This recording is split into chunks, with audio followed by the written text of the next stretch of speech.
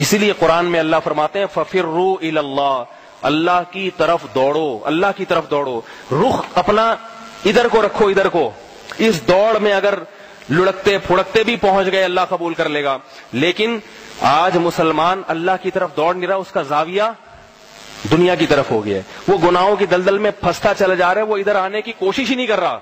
جو زانی ہے اس نے تہیہ کر لیا کہ میں زانی ہی رہوں گا، جو شرابی ہے اس نے تہیہ کر لیا کہ میں شراب پیتا رہوں گا، جو ماں باپ کا نافرمان ہے اس نے تہیہ کر لیا میں مر جاؤں گا، میرے ماں باپ مر جائیں گے مگر میں یہ بغاوت نہیں چھوڑوں گا، ان کا دل دکھانا نہیں چھوڑوں گا. جو کسی پر ظلم کر رہا ہے اس نے یہ تہیہ کر لیا میں مر جاؤں گا مگر میں یہ اس پوزیشن سے ہٹنے والا نہیں ہوں، میں ظلم کرتا رہوں گا. جو اپنے چھوٹے یتیم بھائیوں کا مال ناحق کھا رہا ہے، وراثت کا مال، وہ تہیہ کر کے بیٹھا ہے کہ میں باپ کی جائیداد ان اپنے نابالغ بہن بھائیوں کو نہیں دوں گا، مر جاؤں گا نہیں دوں گا. جو بہنوں کی وراثت کھا کے بیٹھا ہوا ہے وہ تہیہ کر کے بیٹھا ہوا ہے کہ میری موت آ جائے گی، میں قبر میں مر کے چلا جاؤں گا مگر میں بہنوں کی وراثت ان کے حوالے نہیں کروں گا. جس نے دو داڑھی کاٹتا ہے اس نے عزم کر کے رکھا ہوا ہے کہ میں مر جاؤں گا مگر میں داڑھی اپنے چہرے پہ نہیں سجاؤں گا. جو بے نمازی ہے اس نے عزم کر کے رکھا ہوا ہے میں مر جاؤں گا مگر میں بے نمازی پن سے توبہ نہیں کروں گا، اسی حال میں میری موت ہو جائے گی. جو عورت بے پردہ ہے اس نے تہیہ کر کے رکھا ہوا ہے کہ کچھ بھی ہو جائے میں نے پردہ نہیں کرنا، چاہے کچھ بھی ہو جائے، اللہ کے اس حکم کی میں نے دھجیاں اڑانی ہے، میں توبہ نہیں کروں گی.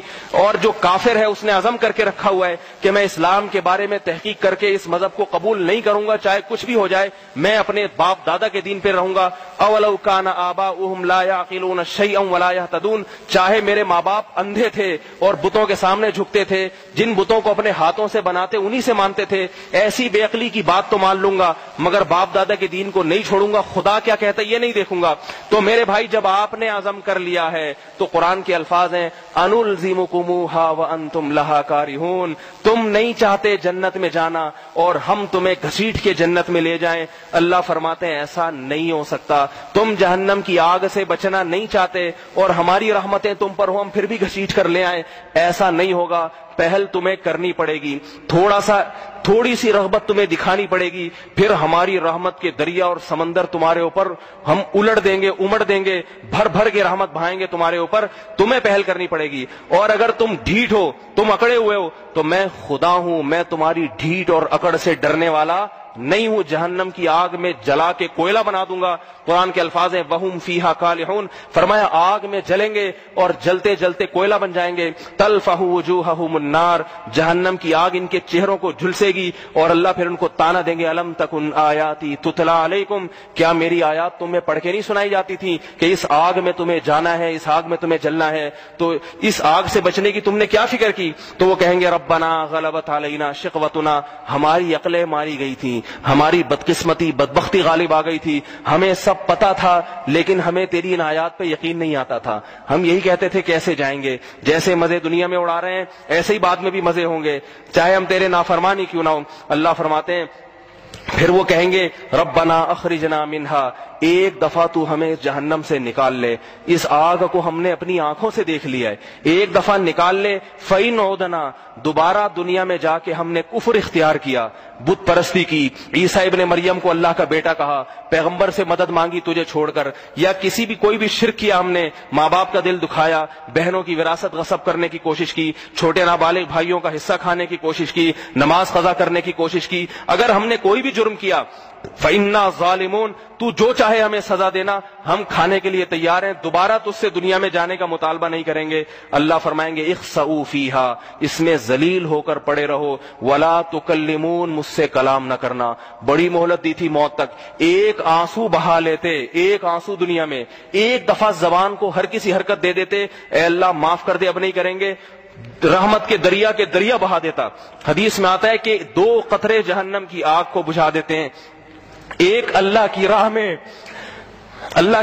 جان دینے والا، اللہ کی راہ میں جان دینے والا، خون دینے والا، جس کے خون کا قطرہ زمین پہ گرتا ہے، فرمائے وہ خون کا قطرہ جہنم کی بھڑکتی ہوئی آگ کو بجھا دیتا ہے. اور ایک اس گناہگار کی آنکھ سے نکلا ہوا قطرہ جو اللہ کے خوف سے اللہ کے سامنے 2 آنسو بہاتا ہے. 2 کیا بات ہے کہ اے اللہ معاف کر دے، مجھ سے بڑی غلطی ہوئی، تیرا کھا کے تیرا پی کے تیری نعمتوں کے سمندر میں ڈوب کے میں نے زنا کیا، تجھے ناراض کیا، تو نے میرے لیے حلال بیوی پیدا کی، میرے لیے نکاح کے راستے کو اسلام میں نکاح سب سے آسان ہے، سب سے آسان، سب سے آسان۔ اس کے لیے ماں باپ سے بھی پوچھنے کی، ماں باپ اپنی اولاد کو خدا کی قسم زانی بنا دیں گے، اس کی شادی نہیں کرنے دیتے، اس زمانے کی بات کر رہا ہوں۔ کہتے ہیں نہیں ابھی تمہاری شادی کی عمر نہیں ہے، تم جاؤ زنا کرو، طوائفوں کے ساتھ منہ کالا کرو، جب تک 1 لاکھ نہیں کماؤ گے تمہاری شادی کی اجازت نہیں ہے۔ میں قسم اٹھا کے کہتا ہوں، حلفیہ بیان دیتا ہوں، آپ شادی کے معاملات میں ماں باپ کی بغاوت کرو، زنا چھوڑو شادی کرو۔ ماں باپ کی اطاعت اس معاملے میں جائز نہیں ہے، کیونکہ زنا کو کس نے حرام قرار دیا؟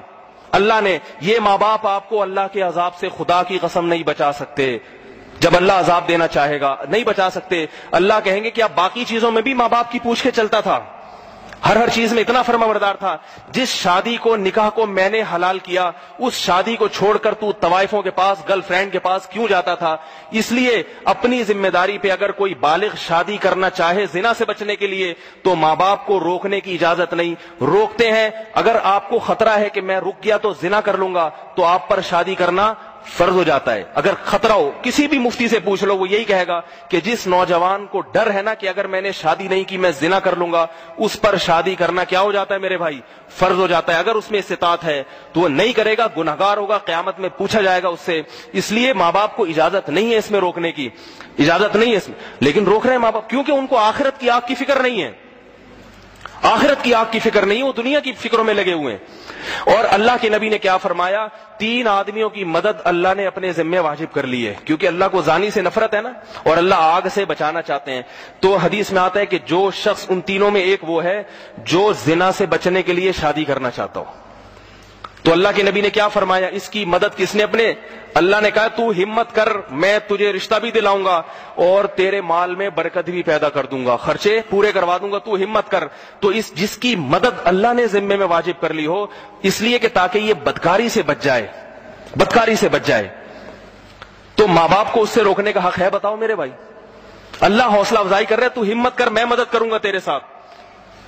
تو اس لیے ماں باپ، لیکن یہ اپنے خرچے پر ہے، ماں باپ سے پیسہ زبردستی لینا جائز نہیں ہے، اپنے خرچے پہ، اپنی ذمہ داری پہ، اپنا گھر لے کے اگر کوئی رکھ رہا ہے تو اجازت نہیں ہے والدین کو روکنے کی۔ تو میرے بھائی، زنا سے بھی کوئی بچنا چاہے، اللہ کی طرف آنا چاہے، رشوت سے بچنا چاہے، اللہ کی طرف آنا چاہے، اللہ کی رحمت کے دروازے وسیع ہیں۔ اور اگر اتنے حلال راستے ہونے کے باوجود پھر بھی جاتا ہے گناہوں کی طرف اور توبہ نہیں کرتا، تو پھر اللہ کو اتنا تو حق ہونا چاہیے کہ جس نے اتنا کھلایا، اتنا پلایا، پیدا کیا اس نے، اور بات بات پہ مغفرت کے بہانے ڈھونڈ رہا ہے، اب بھی وہ عذاب نہ دے، اب بھی وہ سزا نہ دے، تو پھر اللہ کی صفت انتقام جوش میں آتی ہے، قوت غضبیہ۔ جہنم گناہوں کی سزا نہیں ہے، بلکہ سزا اس کو کہا تو گیا ہے، حقیقت میں اللہ کی صفت قہاریہ اور صفت غضبیہ کا اظہار ہے۔ اللہ آگ میں ڈال کے بتائے گا کہ میرا غصہ کیسا ہوتا ہے، میرا غصہ ایسا ہوتا ہے۔ اس لیے بس ایک آیت پڑھ کے بات ختم کرتا ہوں۔ قرآن میں آتا ہے ان الذین ینادون لمقت اللہ اکبر من مقتکم انفسکم، جب اہل جہنم میں جلیں گے تو، اور بعض روایات میں آتا ہے غصے میں نا اپنی انگلیاں اپنے منہ میں چبائیں گے، غصے میں۔ غصہ کس پر ہوگا؟ اپنے آپ پر، کہ ہمیں کیا ہو گیا تھا، ہم نے کیوں توبہ نہیں کی، کیوں کفر سے توبہ نہیں کی ہم نے۔ بہت ہی بدبخت ہوگا نا جو جہنم میں جائے گا۔ چھوٹے موٹی خطائیں تو اللہ معاف کرتے رہتے ہیں، بہت سی ویسے ہی معاف، بعض مرتبہ بڑی بھی ویسے ہی معاف کر دیتے ہیں، تو جہنم میں تو بہت ہی بدبخت جائے گا۔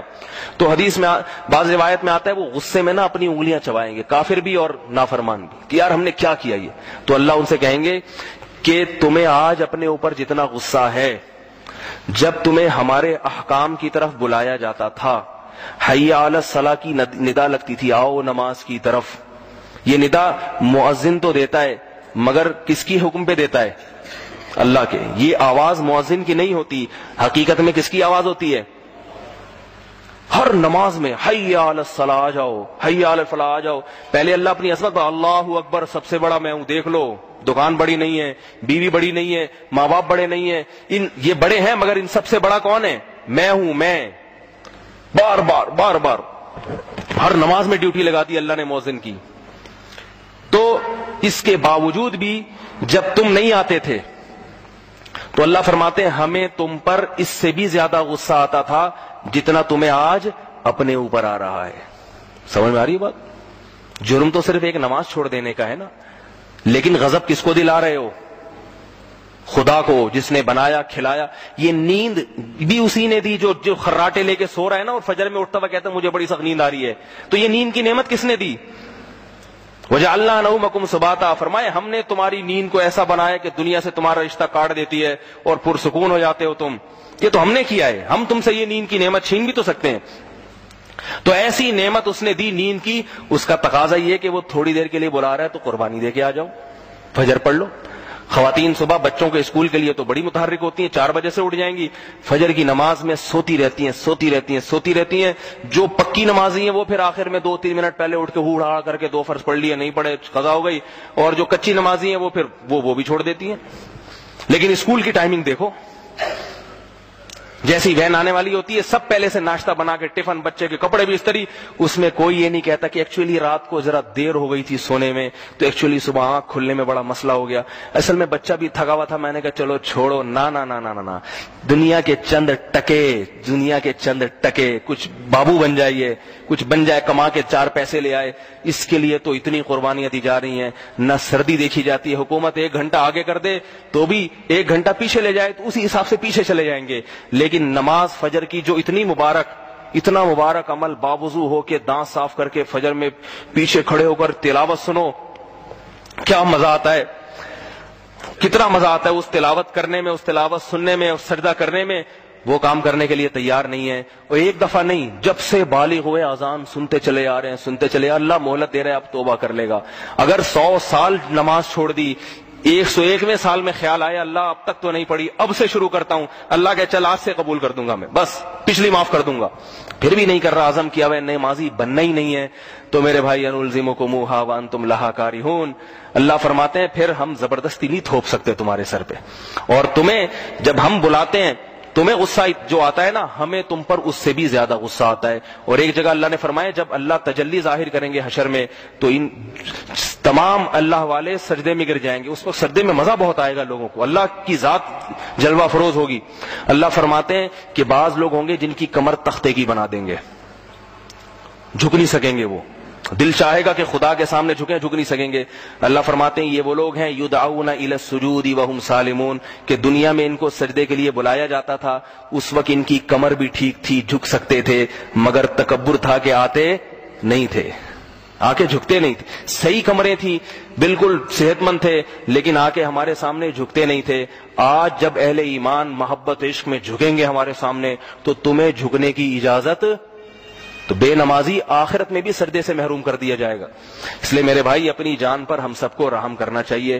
کبھی گناہ ہو جائے تو گڑ گڑا کے توبہ کرو. ایک آنسو جہنم کی آگ کو ٹھنڈا کر دیتا ہے. ایک آنسو اس لیے نہیں نکلتے ہمارے. اللہ تعالی ہم سب کو اس جہنم کی ہولناکیوں سے بچنے کی توفیق عطا فرمائے اور ہمیں ایسے اعمال کی توفیق عطا فرمائے. اور اگر کبھی ہم سے گناہ ہو جائے تو اللہ ہمیں توابین میں شامل کر لے، گڑ گڑانے کی توفیق دے دے. جب تک وہ معاف نہ ہو جائے ہمیں سکون نہ ملے.